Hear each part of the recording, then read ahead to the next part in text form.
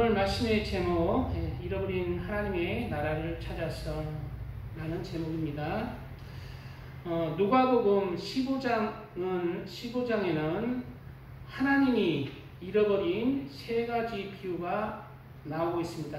하나님이 잃어버린 세 가지 비유가 나옵니다. 그 첫 번째가 잃어버린 양의 비유입니다. 모든 세리와 죄인들이 말씀을 들으러 가까이 나오니 바리새인과 서기관들이 수군거려 이르되 이 사람이 죄인을 영접하고 음식을 같이 먹는다 하더라. 예수님이 오셔서 죄인들이 많이 따랐어요.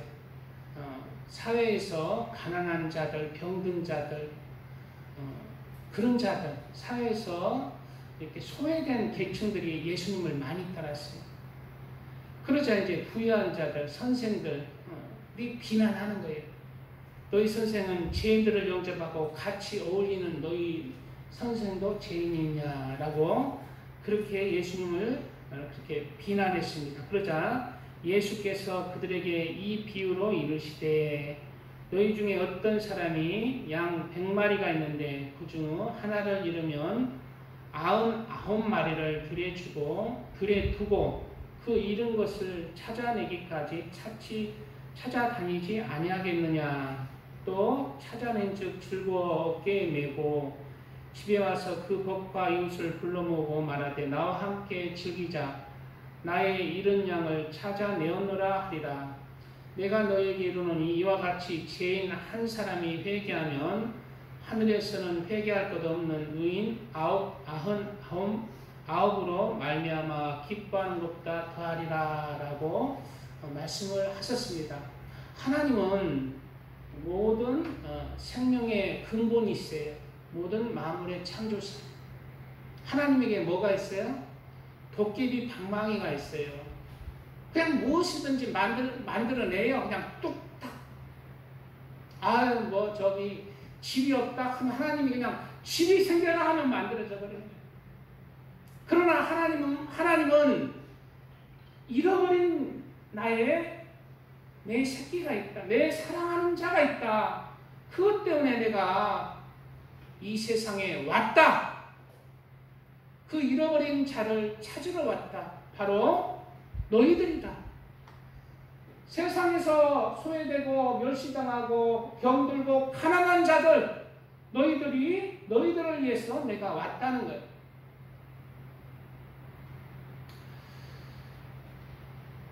그리고 계속해서 이러한 죄인들이 회개하고 하나님 앞에 나올 때 하나님의 마음은 기쁘다는 거예요. 모든 것을 가능하시는 하나님이 죄인 한 사람이 회개하고 돌아오는 것이 기쁘다는 것입니다. 그것은 바로 하나님의 형상과 모양대로 지음받은 하나님의 자녀들이기 때문입니다. 자녀들을 되찾는 것이 기쁘다는 겁니다. 계속해서 누가복음 15장에는 잃어버린 드라크마의 비유를 통해 또 잃어버린 작은 아들의 비유를 통해서 하나님은 잃어버린 그러한 우리 한 영혼을 간절히 찾고 있고 그 영혼이 회개하고 돌아올 때 하나님이 기뻐하신다는 것을 말씀하고 있습니다. 그리고 이와 같이 사람은 잃어버린 존재예요. 바로 하나님을 잃어버려 떠난 존재예요. 하나님을 잃어버린 존재고 그리고 하나님의 나라를 잃어버렸습니다. 영원한 하나님의 나라. 우리를 사랑하시고 우리를 만족케 하시는 하나님을 잃어버림으로 사람은 상실감으로 살아갑니다. 뭔가 부족해서 찾아다니는 거예요. 만족을 채우는 거예요. 그래서 나이 들면 이제 이 세상에서 갈 때가 되잖아요. 마음 한 곳이 텅 빈다는 거예요. 사람이 아무리 세상에서 부유하고 물질적으로 부족함이 없어도 자식들이 있고 남편이 있고 아내가 있어도 뭔가 뻥 뚫리는 상실감에 그 영혼 깊숙한 데서는 상실감이 있는 거예요. 만족하지 못하는 상실감이 있습니다. 이러한 사람이 가난한 자예요. 심령이 가난해진 자들, 그들이 예수님을 믿고 천국에 갈 수 있는 자들입니다. 그런데 세상으로 가득 차고 완고한 마음으로 가득 찬다는 마음이 부유한 자로 예수님을 결국 영접하지 못합니다. 최초 사람인 아담과 하와는 하나님께서 금하신 선악과의 열매를 따먹었습니다. 그리고 하나님 곁을 떠났습니다. 그것은 죄를 지었기 때문입니다. 죄는 히브리어로 관역에서 벗어나다, 길을 벗어나다 라는 의미로 죄는 하나님의 말씀에서 벗어난 것이 죄입니다. 하나님이 금하신 선악과를 따먹음으로 말미암아 죄를 지었고 죄인에 대해서 하나님의 나라를 잃어버린 것입니다. 창세기 2장에는 여호와 하나님이 그 사람을 이끌어 에덴 동산에 두어 그것을 경작하며 지키게 하셨고, 죄를 짓기 전이죠. 여호와 하나님이 죄를 짓기 전입니다. 여호와 하나님이 그 사람에게 명하여 이르시되 동산 각종 나무 열매는 내가 임으로 먹되 선악을 알게 하는 나무 열매는 먹지 말라. 내가 먹는 날에는 반드시 죽으리라 하시니라고 말씀하고 있어요. 이 선악을 알게 하는 나무를 금한 거예요, 하나님이. 그런데 사람은 이 선악을 알게 하는 나무를 열매를 먹어버린 거예요. 그러면 죄를 짓고 하나님의 말씀에서 벗어나서 죄를 짓고 죄인이 돼서 끝났잖아요. 근데 하나님이 무슨 열매를 먹지 말라고 했어? 선악을 알게 하는 나무. 그 나무 열매는 뭘까요? 먹으면은 선악이 있다는 거예요. 선과 악이 사람에게 들어온다는 거예요. 선악을 알게 하는 나무는 쉽게 생각해서 선도 있고 악도 들어온다는 거예요. 이 말의 의미는 무엇입니까? 사람에게는 왜 하나님이, 저는 곰곰이 생각해봤는데 왜 하나님이 선악과를 먹지 말게 했을까? 선악과를 만드셨을까? 차라리 선을 빼고 악한 열매를 먹지 말라고 악한 열매를 만드셨으면은 그 악한 열매를 먹잖아요. 그러면은 악이 온전히 내 영혼을 감싸버려요. 사람은 돌이킬 수 없는 존재가 됩니다. 구원받을 수 없는 존재가 돼요. 그러나 선악과를 먹어도 사람에게는 죄가 들어오는데 우리 사람은 다 악합니까? 100% 악합니까? 사람의 마음에는 선이 있어요. 악도 있지만 선도 있어요. 그래서 하나님은 악한 열매의 나무를 만들지 않고 선악과를 만든 것은 네가 그 열매를 따먹어도 나는 너희에게 기회를 주겠다. 구원을 얻도록 나는 너를 인도할 것이다 라는 하나님의 사랑과 긍휼이 이 선악과에 있는 것입니다.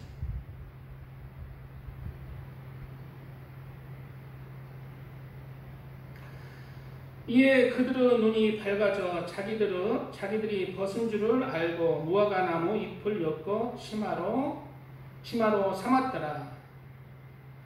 그들이 그날 바람이 불매 동산에 거니시는 여호와 하나님의 소리를 듣고 아담과 그 아내가 여호와 하나님의 낯을 피하여 동산 나무 사이에 숨은지라.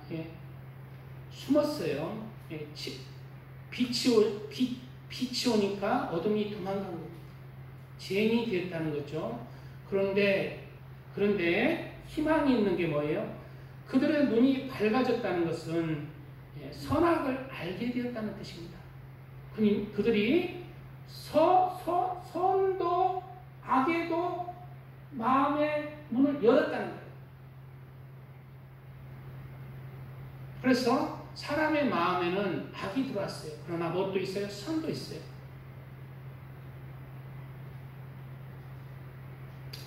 그리고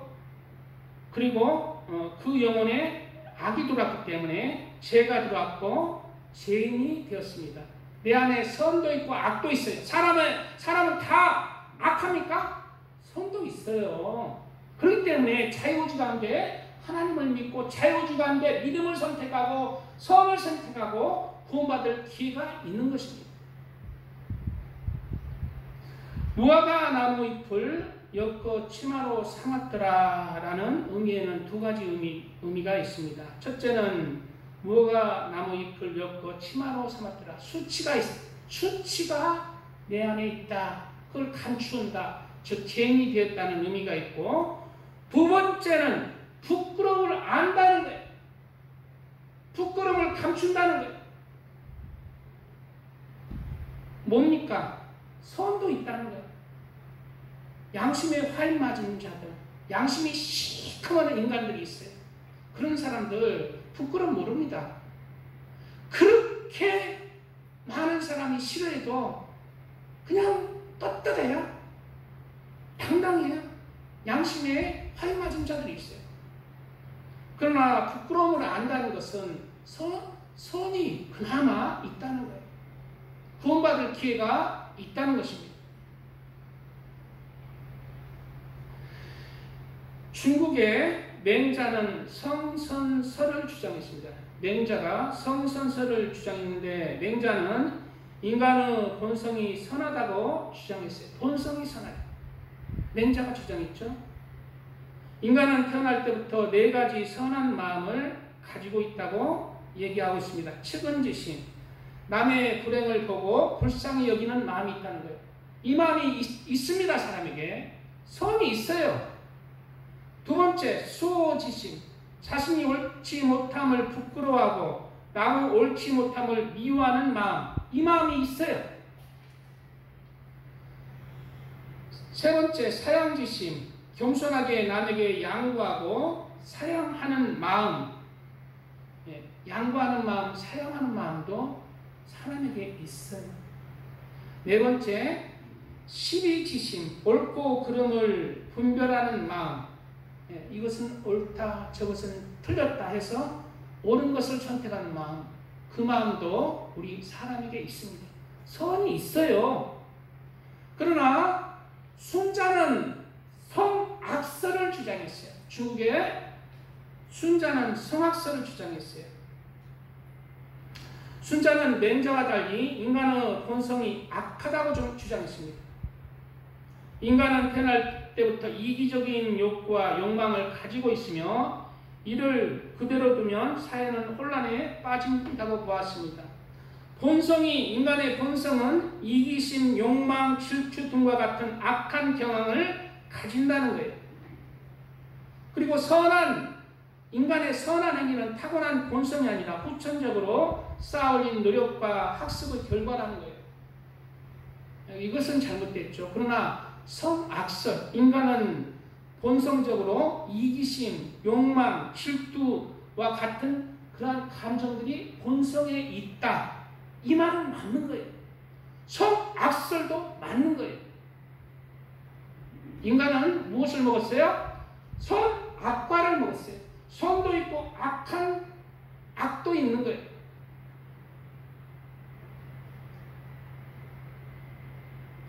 우리나라는 장로교가 대부분이 차지합니다. 그런데 세계적으로는 장로교가 그렇게 큰 종파는, 우리나라의 장로교가 세계에 거의 다 대부분 차지한다고 보면 돼요. 장로교는 칼빈주의를 교리를 택합니다. 칼빈주의가 인간의 전적인 타락입니다. 한편으로는 맞고 한편으로는 틀린 거예요. 우리 인간은, 죄를 지은 인간은 우리 힘으로는 구원을 받을 수 없어요. 하나님이 손을 내밀어 줘야만이 우리가 그 손을 잡고 구원을 받는 거예요. 그러나 전적인 타락을 주장하는 게 잘못된, 이것은 맞지만 전적인 타락이 잘못된 게 뭐냐면은, 하나님이 사람의 모든 그러한 조건과 관계없이 너는 구원받을 자로 하나님이 무조건적으로 택하고 너는 구원받지 않을 자로 하나님이 구원하시고 구원하시는 것도 하나님, 안 하시는 것도 하나님, 모든 책임을 구원받고 안 받는 책임을 하나님에게 있다는 거예요.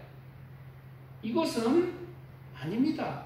하나님은 모든 인간을 위해서 십자가에 못 박혀 주시고 구원받으라고 손을 내밀고 다 이렇게 하나님의 능력으로 구원하는 게 아니라 손을 내미셨어요. 그런데 그 십자가의 은혜에 인간이 자유의지 가운데 선한 마음으로 그 손길, 하늘의 손길을 잡아야 되는 거예요. 잡을 때 하나님이 역사하셔서 끌어당기는 거예요. 바로 하나님의 은혜와 인간의 자유의지 가운데 구원을 받는 것입니다. 이것이 이제 감리교 그 외 교단, 감리교, 침례교, 오순절 교단, 구세군 여러 성결교 여러 교단들이 이러한 웨슬리안이나 알미니안의 교리를 따르고 있습니다. 우리 인간은 그래서 웨슬리안은 뭐다? 부분적인 타락이다. 부분적인 타락. 물론 인간의 힘으로는 구원받을 수 없어요. 그러나 하나님께서 전적으로 그냥 너는 구원받을 자로 이미 그냥 이렇게 했고 아무 조건 없어. 이건 아니라는 거예요. 성령 곳곳에 나오는 거예요. 선한 사람은 그 쌓은 선에서 선을 내고 누가 선을 쌓아요? 악 중에 선을 택한 사람이 선을 쌓아서 선한 삶으로 하나님 앞에 열매를 맺는다는 거예요. 악한 사람은 그 쌓은 악에서 악한 것을 내느니라. 누가 악한 것을 내요? 하나님이 내게 했습니까? 이런 것들은 사람에게 자유의지 가운데 사람의 책임입니다. 구원받고 안 받고는 사람에게 있는 거예요. 하나님에게 없습니다.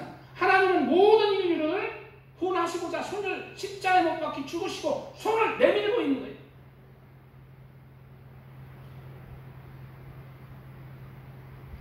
그러므로 형제들아, 그래서 우리가 하나님 앞에 심판대에 섰을 때 하나님이 그럼 칼국수자들이 뭡니까? 하나님이 나 구원 안 해줬잖아요. 선택 안 해줬잖아요. 하나님에게 책임을 넘겨버리면 되잖아요. 심판대 앞에서.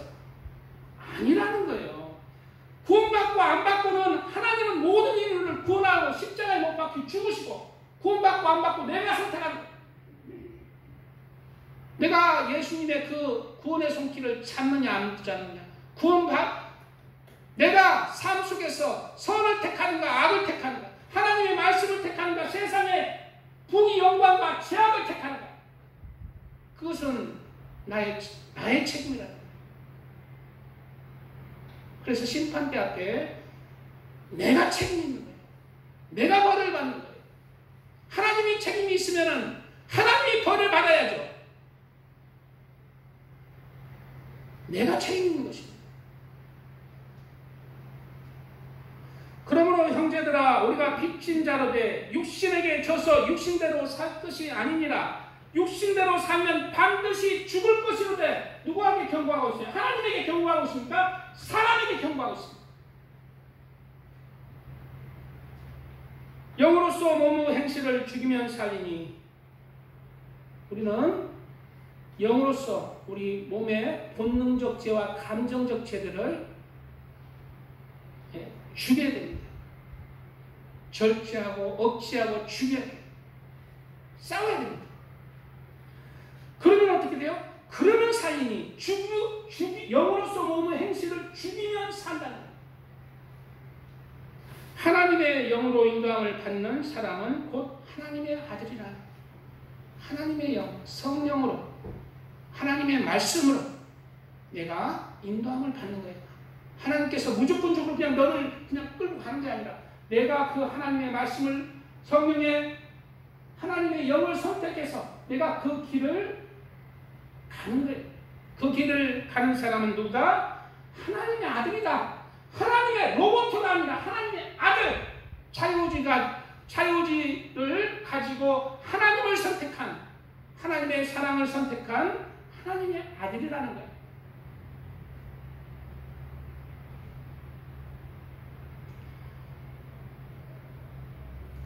창세기 3장 16절에는 하나님께서 아담과 하와가 죄를 짓자 거기에 대한 형벌로서 말씀을 하고 있습니다. 거기에 대한 죄에 대한 형벌로서 말하고 있습니다. 죄의 대가에 대해서 말씀하고 있죠.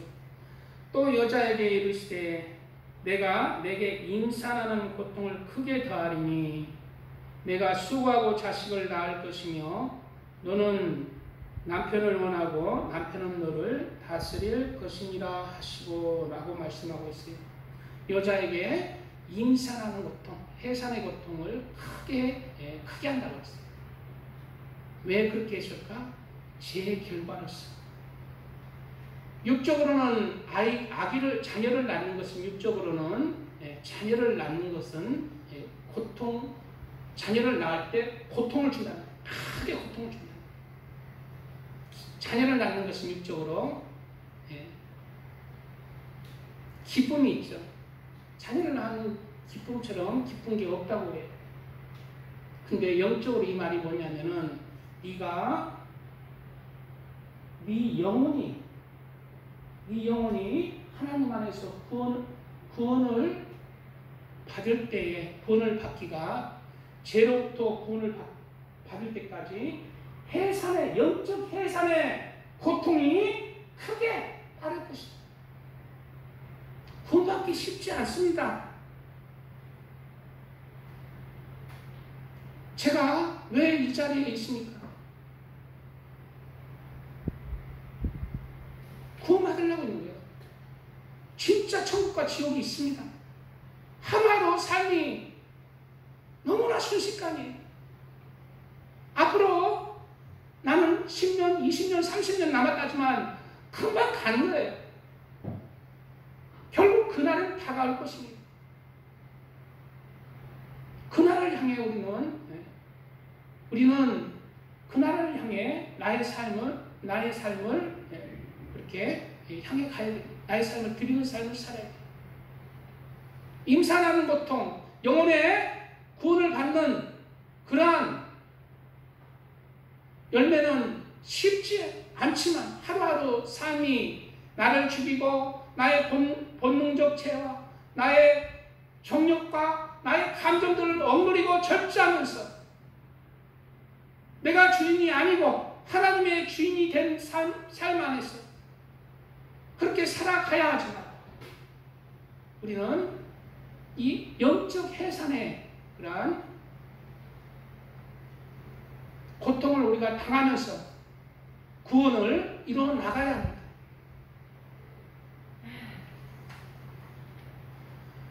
요한복음 3장에는 이러한 말이 있잖아요. 바리새인 중에 니고데모가 예수님에게 저녁에 찾아왔습니다. 그러자 예수님은 사람이 거듭나지 아니하면 하나님의 나라를 볼 수 없느니라고 했어요. 거듭나야 된다는 거예요. 다시 태어나야 된다는 거예요.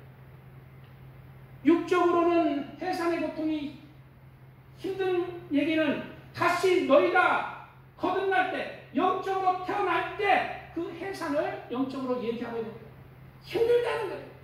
그래서 예수님은 말하고 있잖아요. 내게 진실로 내게 이르노니 물과 성령으로 나지 아니하면 하나님의 나라에 들어갈 수 없느니라. 물과 성령으로 나지 않아요. 여기서 물은 말이 많은데요. 물은 여러 가지 뜻이 있어요. 하나님의 말씀 안에서 구원을 받는다. 또는 물은 세례라. 세례는 선한 양심이 하나님을 향해 찾아가는 것이다. 선한 양심 가운데 하나님의 말씀을 지키는 것. 나의 영혼이 깨끗게 되는 것. 물입니다. 그리고 성령의 은혜 가운데 성령으로 인도함을 받는 사람이다. 이 하나님의 나라에 들어갈 수 있다는 거예요. 이게 진짜 믿음의 알곡입니다.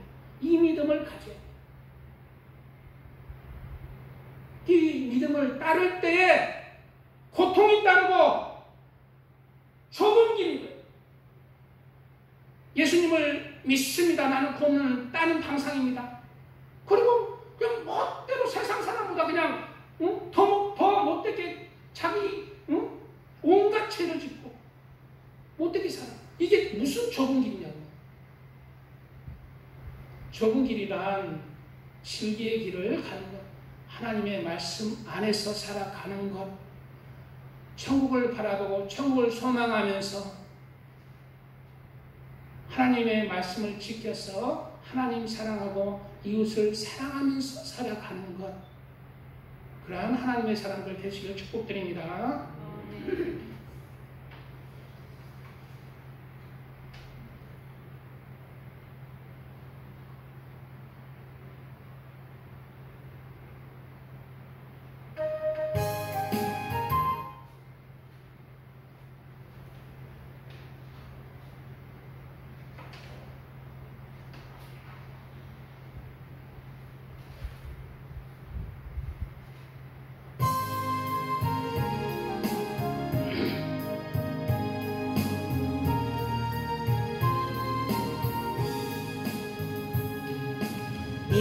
인내하신 구세 주여 내가 비오니 죄인오라 하실 때에 날 부르소서. 주여 주여 내가 죄인오라 하실 때에 날 부르소서.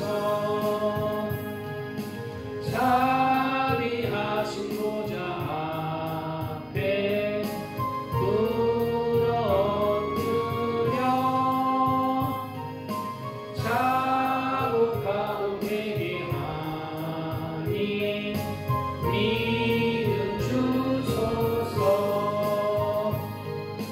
주여 주여 내가 비오니 죄인오라 하실 때에 날 부르소서.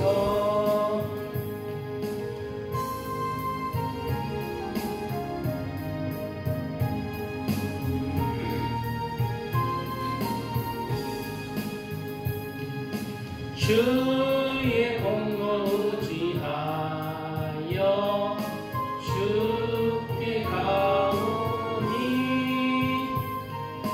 상한 마음을 고치시고 구원하소서. 주여 주여 내가 죄인오라 하실 때에 날 부르소서. 만복은 우리 주여 위로하소서.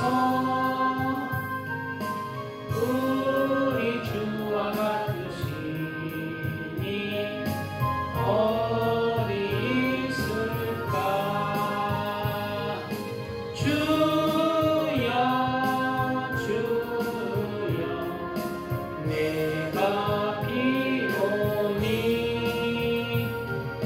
죄인오라 하실 때에 날 부르소서.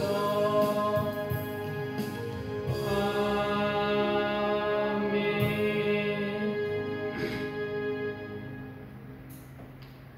예, 우리 사람이 죄를 짓고 이제 하나님의 나라에 들어갈 수 있는 길이 막혔습니다.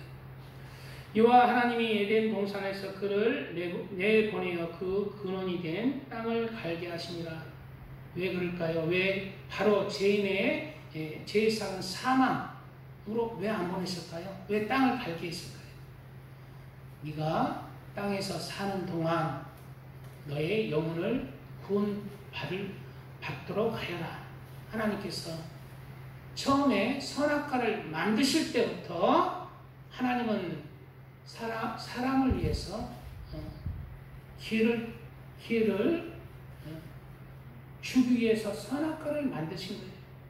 기회를 안 준다면 악한 열매 맺는 나무, 선을 빼버리고 악한 열매 맺는 열매를 먹지 마라. 악한 열매 맺는 나무를 심었겠죠. 악한 열매만 먹었다면 사람은 악해서 자유의지 가운데 구원받을 수 없습니다.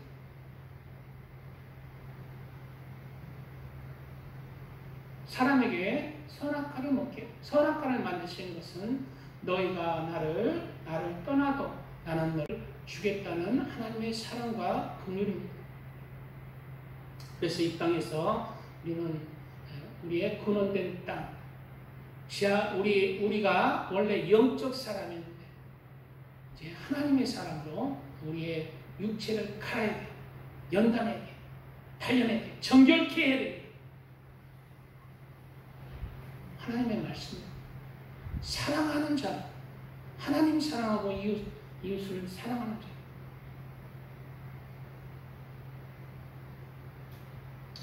이같이 하나님이 그 사람을 쫓아내시고 에덴 동산 동쪽에 그룹들과 두루도는 불칼을 두어 생명나무의 길을 지키게 하시니라. 생명나무의 길을 우리가 죄를 짓기 전에는 길이 생명나무의 열매를 따먹으라고 하나님께서 하셨는데 이제 그 말씀입니다. 하나님의 나라에 갈 수가 없습니다. 그러나 우리 예수님께서 이 생명나무의 길을 여섰어. 십자가상에서 우리의 죄를 대신 지시고 죽으시고 사망의 고통을 당하셨습니다. 그리고 우리에게 손을 내밀고 생명나무의 길로 진리의 길로 가자고 하십니다. 내가 곧 길이요 진리요 생명이다. 생명길이다. 그 길을 여시. 그리고 오늘 말씀은 다시 그 생명길, 잃어버린 생명길을 가기 위한 말씀입니다. 예수께서 머리를 보시고 산에 올라가 앉으시니 제자들이 나온지라 계속했는데 한번 조금 더 하겠습니다. 입을 열어 가르쳐 이르시되 심령이 가난한 자는 복이 있나니 천국이 그들의 것이며. 우리는 이 말씀 팔복의 첫 번째 말씀이죠. 천국에 들어갈 가장 기본적인 우리 마음의 상태는 심령이 항상 예수님 믿는 사람도 심령이 가난한 자가 예수님을 믿게 되고 예수님의 말씀 안에서 생명의 길을 가는 자도 심령이 가난해질 때 그 길을 간다. 가장 기본적인 기초적인 그런 말씀입니다. 가장 중요한 말씀입니다.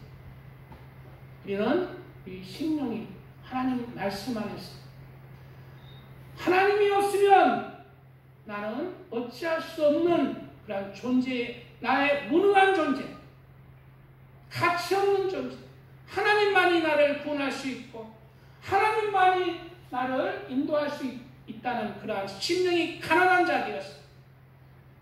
천국을 차지하는 자들이 되어야 합니다.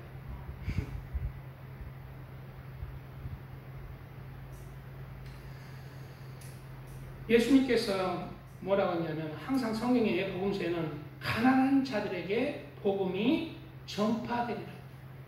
가난한 자들. 그리고 돈이 없는 자들인가 가난한 자들. 이 말씀은 뭐예요? 이 심령이 가난한 자들. 예수님은 믿는 사람 중에 부자도 있었어요. 가난하고 소외된 사람이 다수를 차지했고 일부는 부자와 고위 관계자도 있었습니다. 그러므로 이 가난한 자는 뭐가 가난한 자다? 돈이 가난한 게 아니라 내 마음이 가난한 자. 하나님 없이는 내가 아무것도 아니고 내가 구원받을 수 없는 것, 아무 가치가 없는 그런 존재인 것을 깨닫고 하나님 말씀 안에서 무릎을 꿇을 수 있는 자.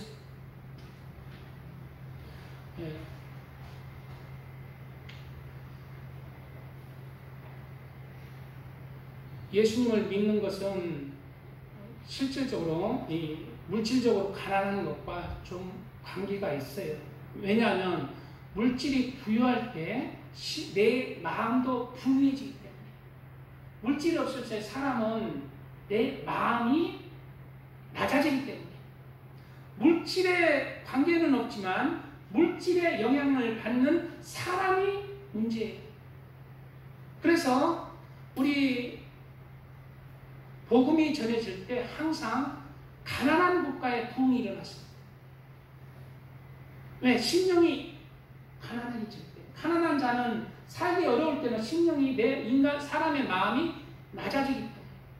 근데 하나님의 축복으로 이제 나라가 부유해지고 부자가 되잖아요.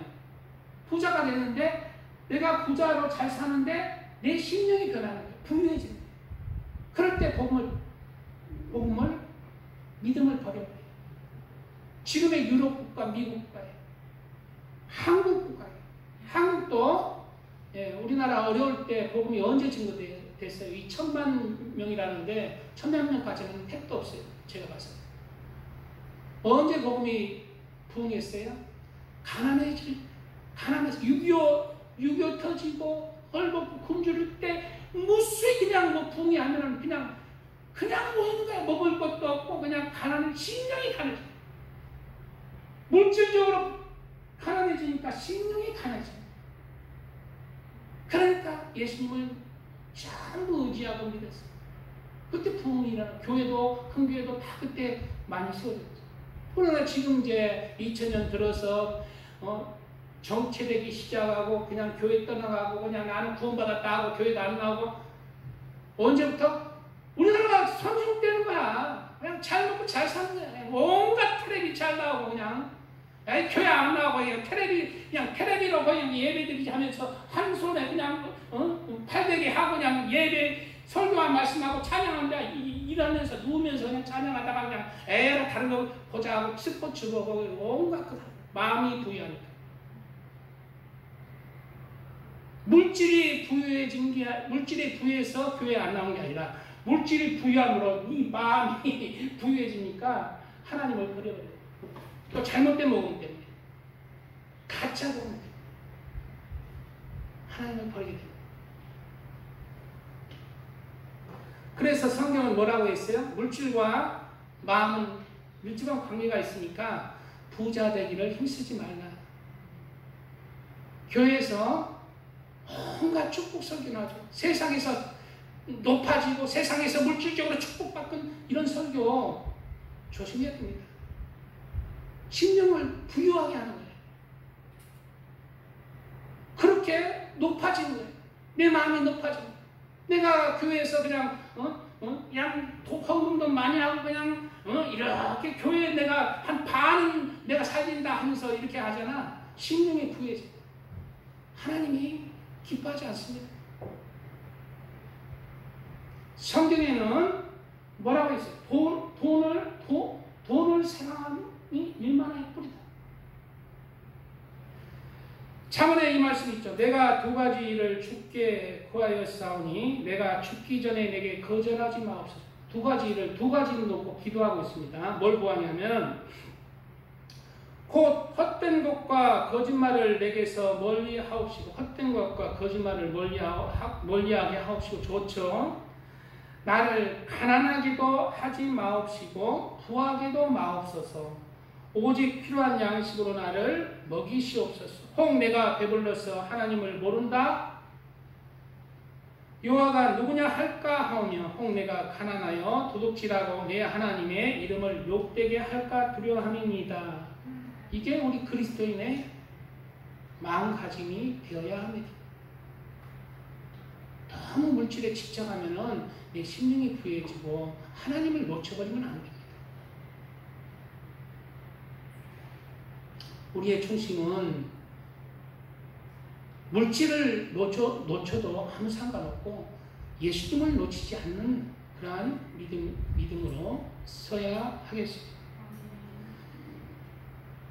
애통하는 자는 복이 있나니 그들이 위로를 받을 것이며, 하나님 안에서 애통하는 자, 그 하늘나라를 위하여서 애통하고 예수님의 그 사랑과 그 십자가를 애통해야 하고 나의 죄를 애통해야 하고 부족함을 애통해야 하고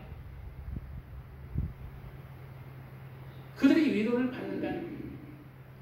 온유한 자는 복이 있나니 그들이 땅을 기업으로 받을 것이며 온유한 자 누굽니까? 성격이 온순한 자가 아니라 하나님의 말씀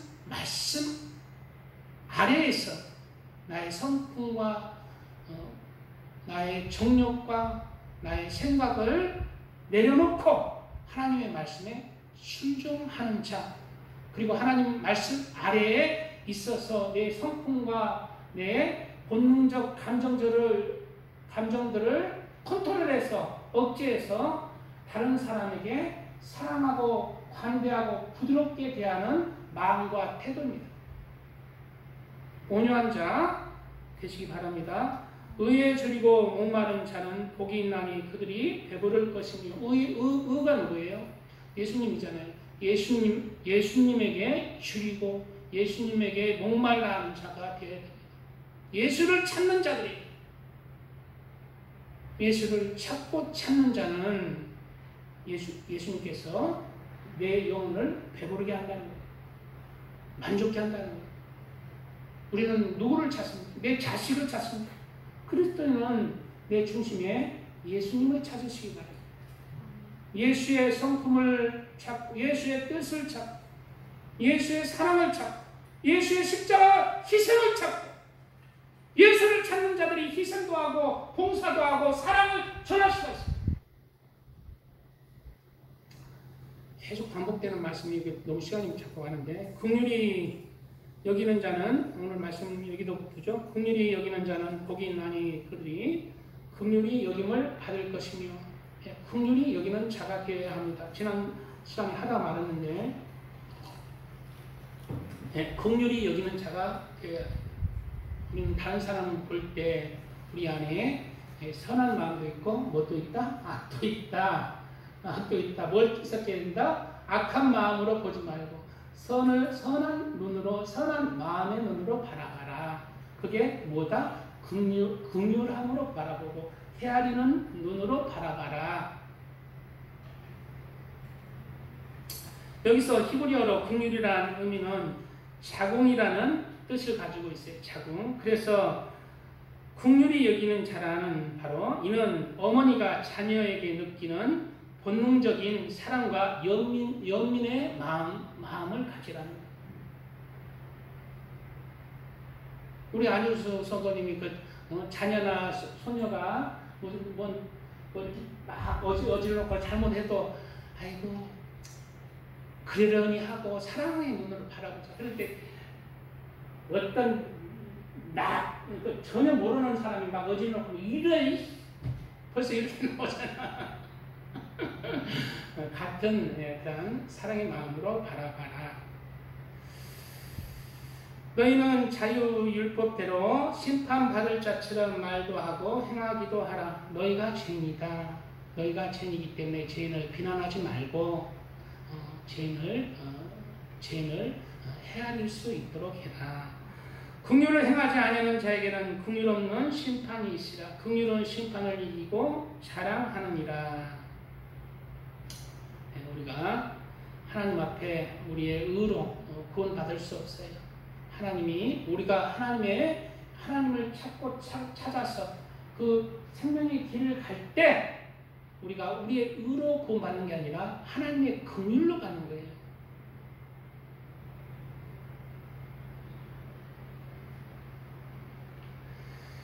바리새인과 예수님 때의 바리새인과 서기관들은 하나님의 이러한 긍휼한 마음이 없었어요. 그런데 율법과 계명은 철저히 지켰습니다. 뭐가 없었어? 그런데 마음에 다른 사람을 사랑하는 마음은 없었어요. 그런 자보다 하나님은 너희는 외식하는 자다. 하나님을 믿었는데 진짜 믿음은 없다. 지금도 똑같습니다. 지금도 나는 예수님을 믿는다. 그러나 예수님을 믿는 것은 믿는 것이고 천국은 천국이고 나는 내 할 일을 한다. 내 삶의 주인은 나다. 많잖아요. 하나님이 중심이 되어야 돼요. 하나님이 나의 삶의 주인이 하나님이 샀어요. 나를 샀습니다. 십자가상에서 나의 영혼을 사고 하나님 앞에 드리는 자, 드리는 거예요. 우리는 그 길을 가야 돼요.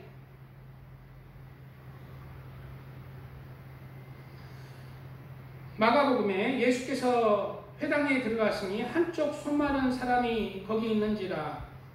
사람들이 예수를 고발하려 하려 안식일에 그 사람을 고치시는가 주시하고 있거늘 예수께서 손 마른 사람에게 이르시되 한가운데 일어서라 하시고 그들에게 이르시되 안식일에 선을 행하는 것과 악을 행하는 것, 생명을 구하는 것과 죽이는 것 어느 것이 옳으냐 하시니 그들이 잠잠하거늘 그들의 마음의 완악함을 탄식하사 노하심으로 그들을 둘러보시고 그 사람이 이르시되 네 손을 내밀라 하시니 내밀매 그 손이 회복되었더라.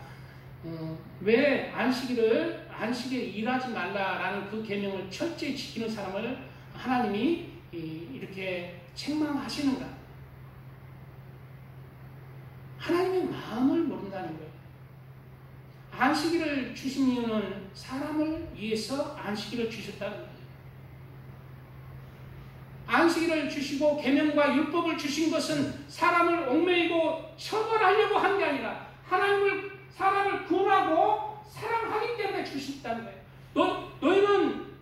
너희도 이러한 마음으로 안식일을 지키라는 거예요. 그리고 안식일에 일을 할지라도 그 일이 하나님의 마음에 맞고 또 사람에게도 덕이 되고 좋은 것이라면 그것은 하나님의 뜻이라는 거예요.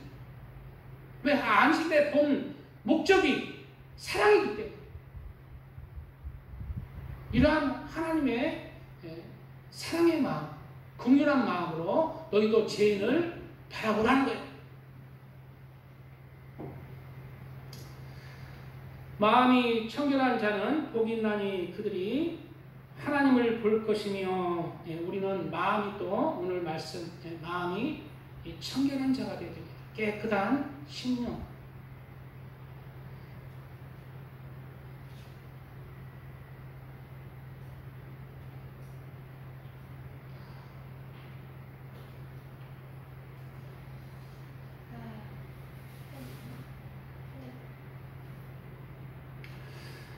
마음이 청결한 자는 하나님 앞에 우리 마음이 다 선악이 있잖아요. 그러나 마음이 청결한 자가 누구예요? 죄를 택하지 않고 선을 택하는 자. 그리고 하나님 앞에서 살아가는 자. 코람데오의 삶. 마음이 청결한 자. 하나님 앞에서 살아가는 거예요. 구제를 할 때도 하나님께서는 하나님 앞에서 하라는 거예요. 사람에게 보이려고 구제를 하지 말고 사람 앞에서 자랑하려고 남을 돕지 말고 하나님만 바라보게 너희의 구제를 은밀히 하라는 거예요. 금식도 사람이 보기에 하지 말고 사람에게 자랑하려고 하지 말고 하나님 앞에서 하나님만 보시게 하라는 거예요. 이것이 마음의 청결한 자로서 하나님 앞에서 살아가는 자입니다. 그리고 마음이 청결한 자는 우리의 삶이 하나님이 주인이 되는 삶입니다. 하늘나라에 내 마음이 하늘나라에 소망이 있는 자. 세상의 소망이 아니라 하늘나라에 마음이 가 있는 자가 마음이 청결한 자입니다. 너희를 위하여 보물을 땅에 쌓아두지 말라. 거기는 종과 동록이 해하며 도둑이 구멍을 뚫고 도둑질하느니라. 오직 너희를 위하여 보물을 하늘에 쌓아두라. 거기는 좀이나 동록이 해하지 못하며 도둑이 구멍을 뚫지도 못하고 도둑질도 못하느니라. 우리의 보물이 뭡니까? 내 마음과 내 시간, 나의 삶을 하늘에 두라는 거예요. 한 사람이 두 주인을 섬기지 못할 것이니 혹 이를 미워하고 저를 사랑하거나 혹 이를 중히 여기고 저를 경히 여김이라. 너희가 하나님과 재물을 겸하여 섬기지 못하느니라. 마음이 청결치 못하는 자는 하나님도 믿고 세상의 소망도 가득한 자. 세상에서 잘 먹고 자살했다면서 세상적으로 나가는 자. 두 번째, 마음이 청결하는 자는 하나님의 마음의 눈으로 우리 이웃을 바라보는 자가 마음이 청결한 자.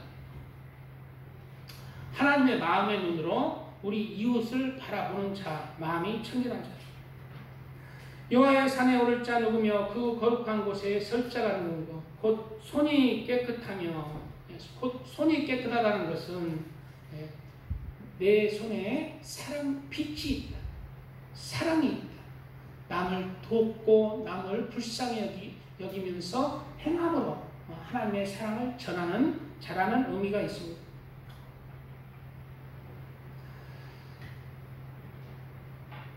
마음이 청결하며 뜻을 허탄한 데 두지 아니하며 거짓 맹세하지 아니하는 자로다. 거짓 맹세하지 않는 자. 예수님을 믿는다 하면서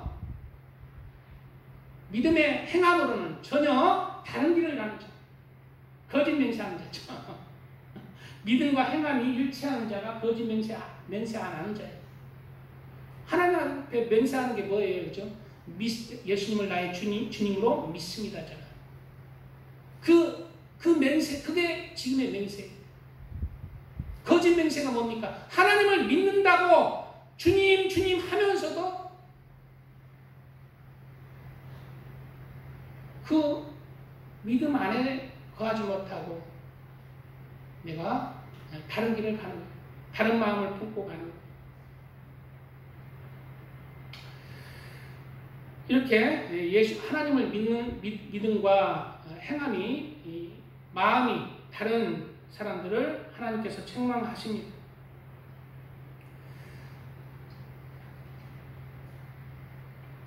화 있을진저 외식하는 서기관들과 바리새인들이여, 너희는 천국문을 사람 앞에서 닫고 너희도 들어가지 않고 들어가려 하는 자도 들어가지 못하게 하는도다. 화 있을진저 외식하는 서기관들과 바리새인들이여, 너희는 교인 한 사람을 얻기 위하여 바다와 육지를 두루 다니다가 생기면 너희보다 배나 더 지옥 자식이 되게 하는도다. 왜요? 마음이 청결하지 못하고 진실하지 못하는 게 믿음이라는 거예요. 진실한 믿음을 갖지 않는 사람은 진실하지 못한 믿음을 전파하잖아요. 그래서 이제 배나 지옥 자식을 만드는 거예요. 그리스도인 안에서 배나 지옥 자식. 어떻게 만들어요?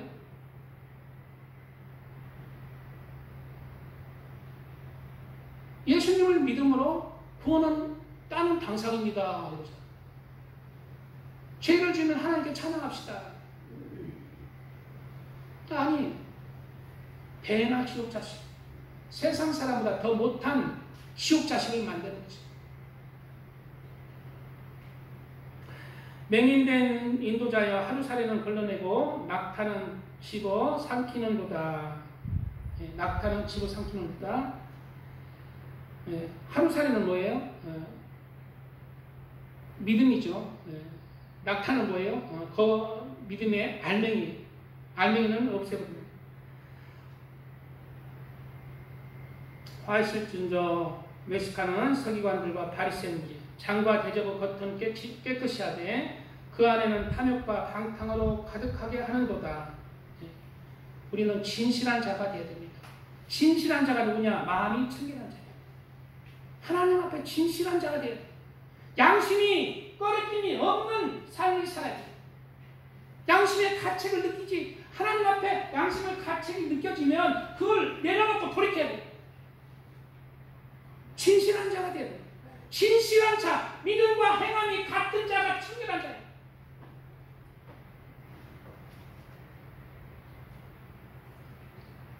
파리새인자 외식하는 서기관들과 바리새인들이 회칠한 무덤 같으니 겉으로는 아름답게 보이나 그 안에는 죽은 사람의 뼈와 모든 더러운 것이 가득하도다.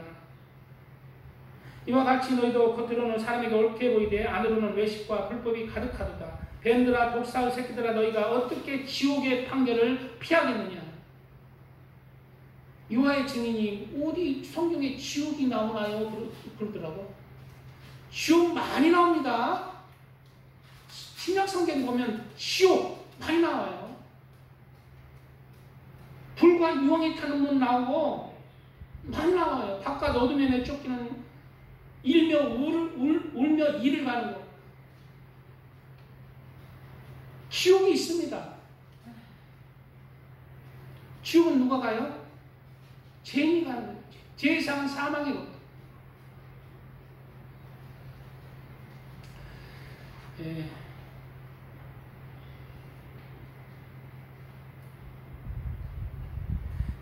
오늘 시간 얼마 없으니까 바로 마태복음 5장 9절에 화평케 하는 자는 복이 있나니 그들이 하나님의 아들이라 일컬음을 받을 것이며.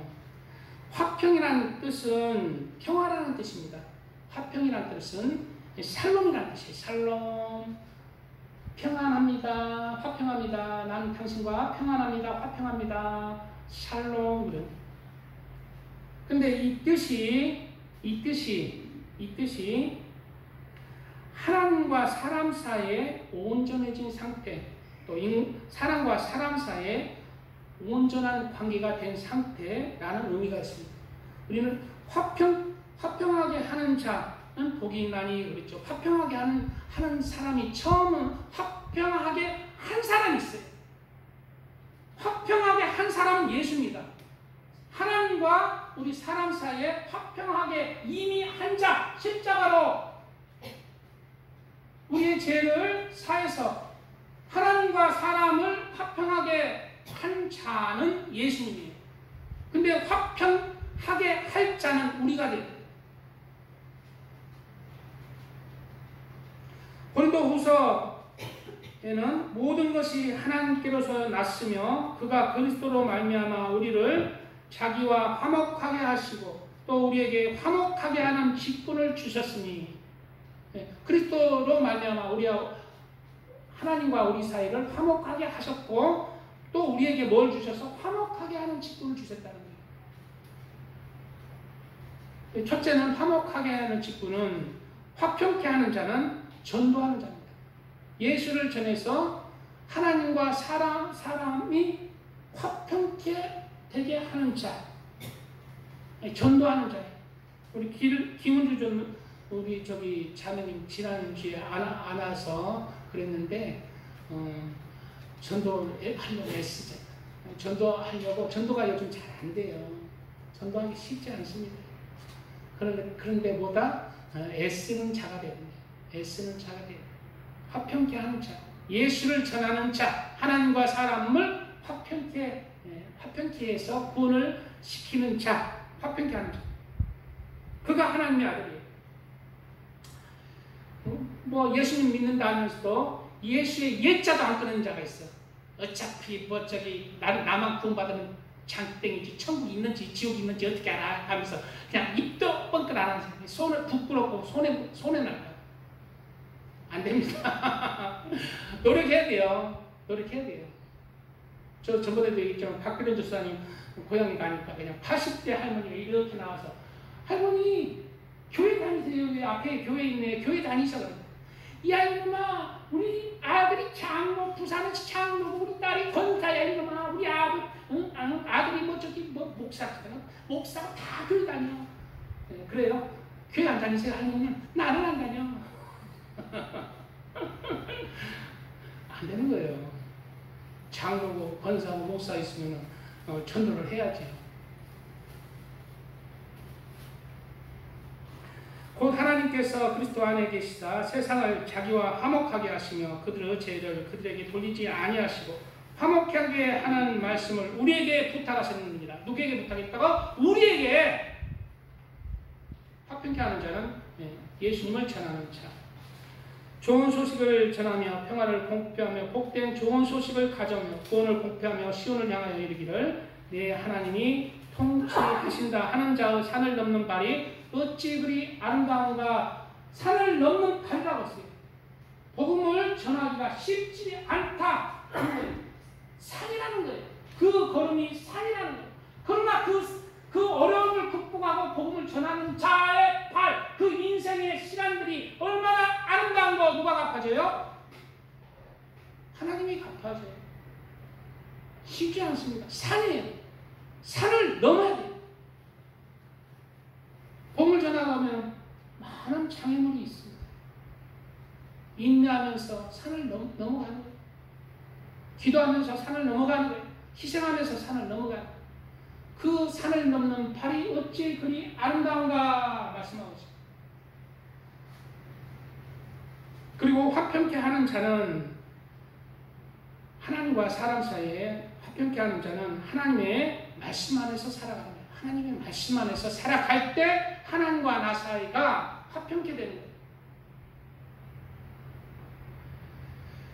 나의 계명을 지키는 자라야 나를 사랑하는 자니 나를 사랑하는 자는 내 아버지께 사랑을 받을 것이고 나도 그를 사랑하여 그에게 나를 나타내리라 말씀하고 있습니다.